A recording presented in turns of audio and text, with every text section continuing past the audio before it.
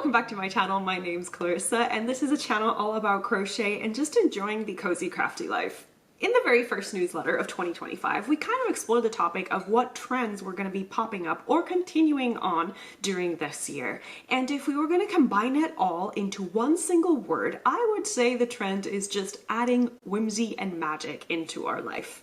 But what if we added an extra layer and talked about whimsical crochet stitches?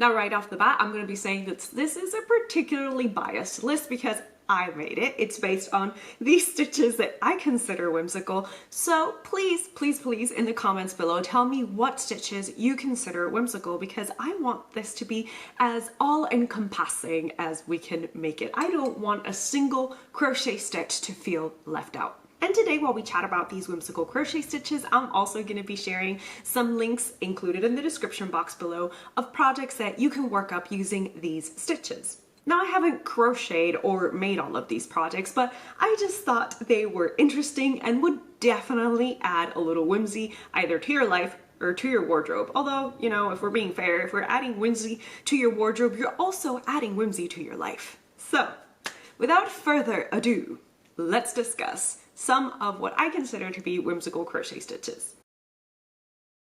I think in no particular order, by the way. This is just stitches that popped into my head and I made a list because I want to keep on track. You know, I get easily distracted, just like now. So back to the list. First up, we have the tulip stitch. Now this might be a little bit of a cheat because you might say, well, Clarissa, the tulip stitch is essentially a combination of 3 different stitches. And yeah, but it is known as a tulip stitch. So we're including it in our whimsical crochet stitch category. I have actually made something with this crochet stitch. I made a tulip hanger cover, the tutorial for which can be found here on YouTube. It is from Ame Life House. And even though this tutorial is not in English, you can translate the captions to whatever language you need. Okay, so this tulip hanger cover I crocheted a year or more ago, and I just love it because it quite literally is a cover that you can remove. Let me show you. Okay, so, sorry, the top is not what I made. I bought that in a boutique in Japan. But the tulip hanger cover is here. And what I love about Ame Life's version is that you literally can just remove the cover from the hanger. And they are especially crocheted to go with these hangers that are like coat hangers. Let me just show you what it means.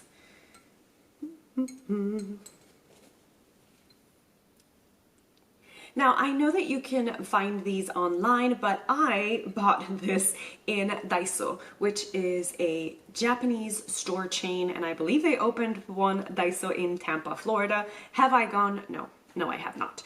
But I highly recommend for $1, a little bit less than $1, you get 2. And I really, hindsight, should have bought a lot more because they all need to look this whimsical.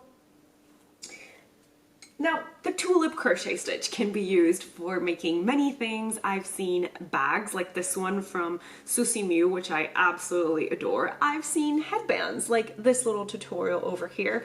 And I've also seen entire garments. You can find those on Etsy.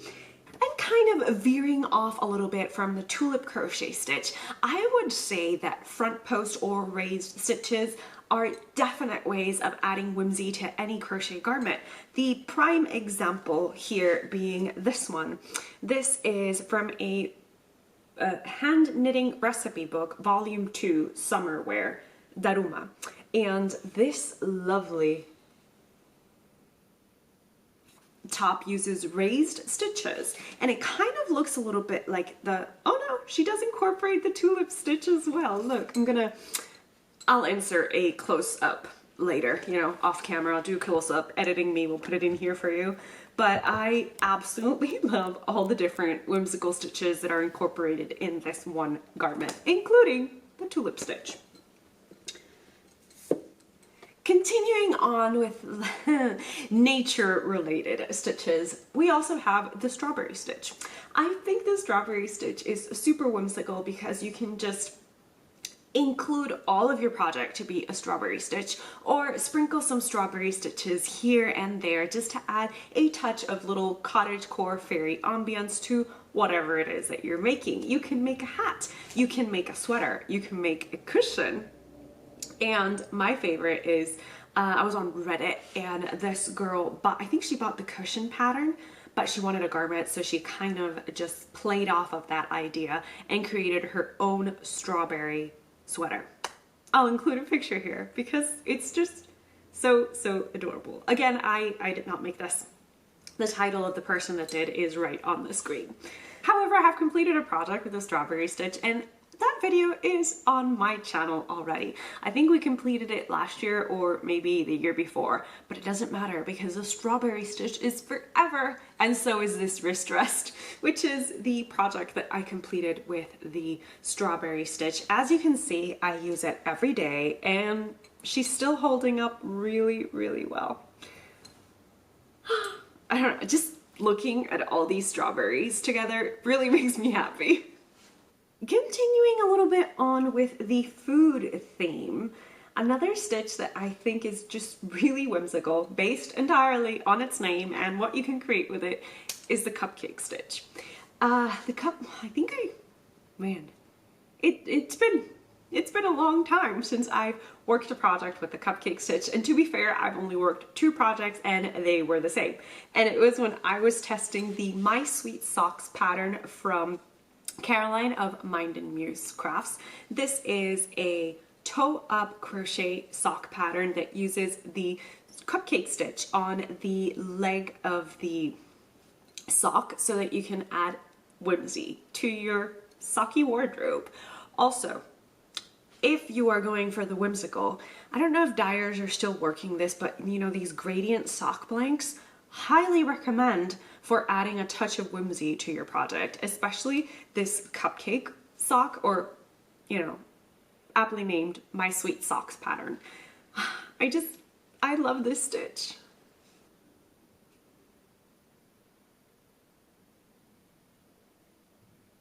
Isn't this sock just wonderful? And I do admit that my yarn choice also made it pretty wonderful.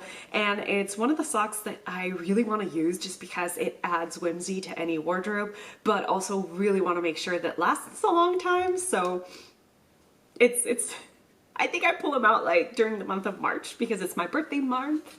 Speaking of which, we're already in March. And since we are in March, that means that I am going to be wearing the My Sweet Sock patterns at least twice. Do I need to because it's cold?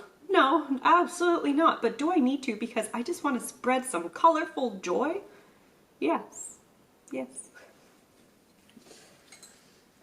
Something else that you can make with the cupcake stitch would definitely be using this stitch as a crochet edging, or even making a full-on blanket in the cupcake stitch. However, a full-on blanket I think would be too holey, so I would just definitely use it more as a border. Or of course you could crochet a long strip of the cupcake stitch and use it as a headband, or if you're feeling particularly adventurous, have a lot of time on your hands and want your house to look extra whimsical like your kitchen, you could definitely crochet a panel of the cupcake stitch and have it be a curtain.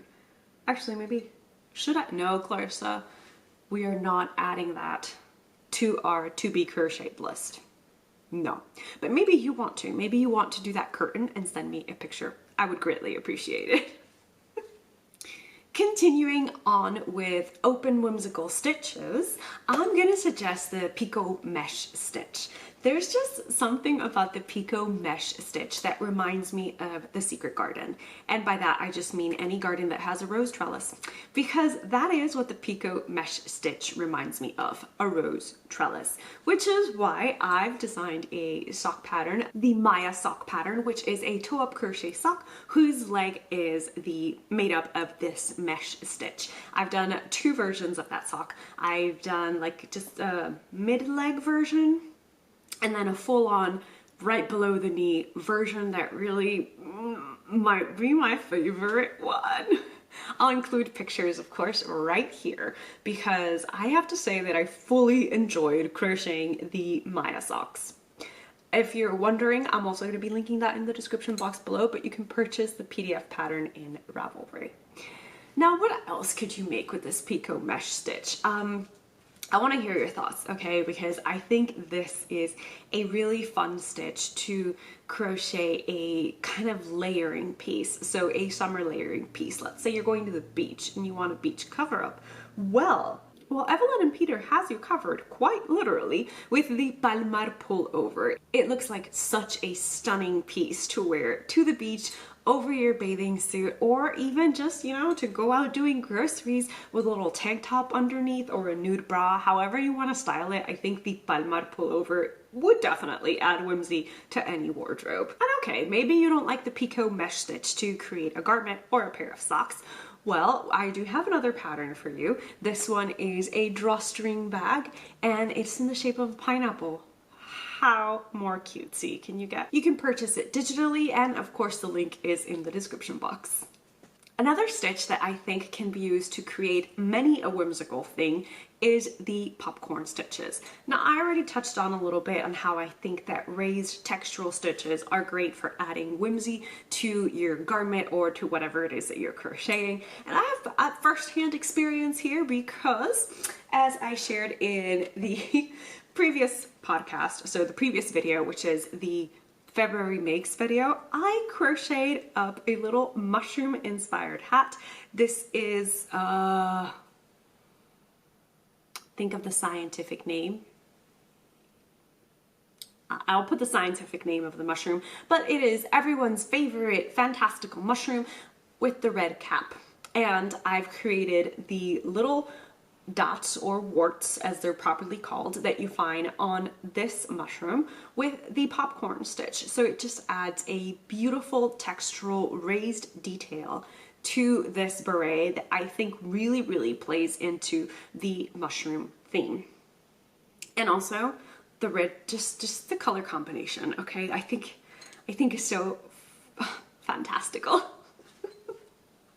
So that is it for my whimsical crochet stitch list. I want to hear yours. Really, I really do. Do you consider that these stitches that I shared are whimsical? What other stitches should we add to our whimsical crochet stitch category? And of course, don't think I've left out yarn, because yarn is a perfect way to add whimsy to any project with just using simple stitches like the single crochet stitch or the double crochet stitch. And one of those yarns that I consider perfectly whimsical is Bubbly Boucle. Bubbly Boucle is an alpaca boucle yarn from We Crochet that I've been, I don't want to say fighting with, but I've been having some little discussions with this yarn because it is beautiful. It glides beautifully on the hook. It feels wonderful to crochet with. And because it has those little neps, those little boucles, it just creates the fluffiest cloud. Let me grab my evidence. Here's my evidence. Look at that texture. It's just, this is all just single crochets and it's beautiful. However, she'd be tricky. Yeah, because you're just, you know, you're crocheting this, you're getting involved in watching a video, and all of a sudden you've added 5 extra stitches that you don't even know where. So that's why she and I are having discussions, but you can't tell me that this Bubbly Boucle yarn doesn't look like fairies would be using it to make all their blankets. I mean, yes, it is a little bit maybe out of budget for a blanket because you'd need a lot of it, but it's magical. Now, I know that when we get into the topic of maybe whimsical yarns or fashion yarns, it can be a little tricky to discuss them because you either love them or you hate them, or you just grudgingly put up with them because they're gonna make your project better. And one of those yarns for me is eyelash yarn. I think eyelash yarn is particularly wonderful when you're trying to crochet maybe a flower or a plant, or maybe just add some fuzz to your project without using mohair, which yes, is also a whimsical yarn in its own right because of the effect that creates, but we'll get to that in a little bit. First, eyelash yarn. Now my experience with eyelash yarn is pretty limited. I've mostly used it to crochet cacti, and these were years ago for my wedding, but let me show you.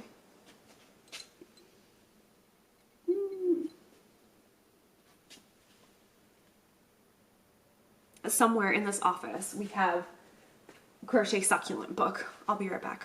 Well, that took a little bit, but in my defense I have 3 bookshelves with crochet books, which maybe it's not much of a defense, but it is a sort of an explanation. So, crocheted succulents. In this book, you use eyelash yarn to crochet several of the cacti, and aha, here we are. The old lady cactus. I remember this being one of my favorite cacti to crochet for the wedding just because it looks so pretty, and it kind of reminds me of, what's this dessert? The snowball, right? You guys know the dessert that I'm talking about. It's got the chocolate cake and it's stuffed with cream, and then the top is a marshmallow that is coated with coconut. You know what I'm talking about, the snowball. Doesn't this old lady cactus look like a snowball? And Mom has always loved snowballs, so I have very fond memories of crocheting this cactus. Unfortunately, I don't actually have a physical one to show you because I believe I gave them all away during the wedding, but fun nonetheless. And maybe that just means that I do need to be picking up some of my own crochet books and getting to crochet other people's work because I just love creating, okay? It doesn't have to be something that I designed. I just love creating, so that is whimsical yarn number 2. Whimsical yarn number 3, as I said, is mohair. Now, mohair can be dicey. I agree, mohair can be dicey. I find it very, very itchy next to the skin, and it is a bit of a nightmare to frog. However, because it is so thin and has little wisps of wool, when you crochet or knit with it, it creates a bit of an otherworldly effect for me. It's like a little bit of you're looking at an item but through fog. It's like you're walking into a different realm, like it's going to transport you somewhere. Which is why when I crocheted the second version of my Shield Maiden top, now aptly named the Secret Garden Vest, I decided to use a combination of cotton and mohair. I paired Curio, which is a 100% mercerized cotton, with mohair to create a bit of a stained glass effect, but also to give it the appearance of something ethereal. And I do have to say, by the way, that even though mohair on its own is a bit of a nightmare to frog, or when paired with wool, also nightmarish to frog, paired with mercerized cotton, because mercerized cotton is so slippy, mohair becomes froggable, if that is a word. Now, I know, the perfect, what do you say? The perfect substitute for mohair is suri alpaca. And I do agree. Maybe, actually, you know, this is the second time we talk about an alpaca yarn in just this video, so maybe I'm just an alpaca girl, you know. I'm okay with that. But let me grab the suri alpaca example. Okay, so we're pairing suri alpaca in the same category as mohair because they produce similar effects. So I've shared this garment plenty of times in this channel. It's undergone many iterations, but this is the As If Tee. Okay, and last year in the it was a mending vlog that I shared. I said, let's complete this top. And we did. We had it sleeveless, but I feel that this top is just so warm when you do it with suri alpaca or even mohair that I thought, let's just add some long sleeves. And yes, I'm using this, technically the same colorway. This is, Why is the Rum Gone, I believe? Or something about rum. And it is indie dyed, and you can tell they're completely different batches. But I'm okay with that. It just adds another whimsical atmosphere to my As If Tee, and you can kind of see the sheer paneling effect of Suri alpaca that I find it really, really lovely. Now, to be fair again, I have not crocheted with Suri alpaca, I've only knit. Well, the first item that I ever knit with it was the Beachy Breezy cardigan, a design from Chelsea of Knitting Tipsy. Hi Chelsea. And I had so much fun crocheting this garment. It's just, like the name suggests, it is beachy and breezy and it feels like a hug. So I recommend, at least if it's in your budget, I recommend Suri alpaca yarn, lace weight Suri alpaca yarn, to replace all your mohair endeavors. And yes, I agree, it is pricey. I usually save up when I want to purchase Suri alpaca, which is why I've only ever completed 2 projects with Suri alpaca. But hey, if it's your birthday, if you had a bad week and you have a little bit of extra cash, put it aside to a Suri alpaca fund and create beautiful things. To recap our list of just whimsical yarns, bubbly boucle or boucle yarns in general, eyelash yarns, mohair, and Suri alpaca. Do you have any other yarns that you would add to this whimsical yarn list? And of course, do let me know what stitches you consider to be whimsical. Oh, maybe we should do like whimsical projects, but I think we'd be here forever if we expand this video to include whimsical projects, because let me tell you, there are some amazing, beautifully fantastic things that are being created with crochet, and it makes me very happy to be here to witness them. Thank you so much for spending a little bit of your crafty time with me today. I hope to see you in my next video, and until we see each other again, happy crafting. Bye! To recap